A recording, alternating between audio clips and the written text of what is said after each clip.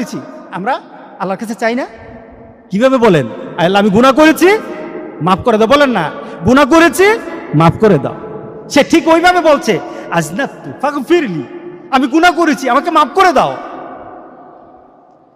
রাসূল সাল্লাল্লাহু আলাইহি সাল্লাম সাহাবায়ে কেরামকে বলতেছেন, এই লোকটা এইভাবে আল্লাহর কাছে চাইলো, গুনাহ করেছি, মাফ করে দাও বাবু। এটা মনের আবেগ দিয়ে তার আল্লাহর দরবারে চাইল। আল্লাহ সুবহানাহু ওয়া তাআলা সাথে সাথে জবাব দিয়ে কি বলে শুনেন, আলিমা আদ্দি আলিমা আন্না লাহু রাব্বা, আলিমা আন্না লাহু রাব্বা ইয়াগফিরু যামবা ওয়া ইয়াখুযুহু বিহি।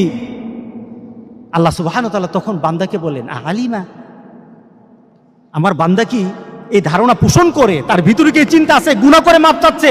আর আল্লাহ বলতেছে কি, আমার বান্দা কি এই ধারণা করে তার একজন রব আছে, আন্না লাহু রাব্বা, তার একজন রব আছে।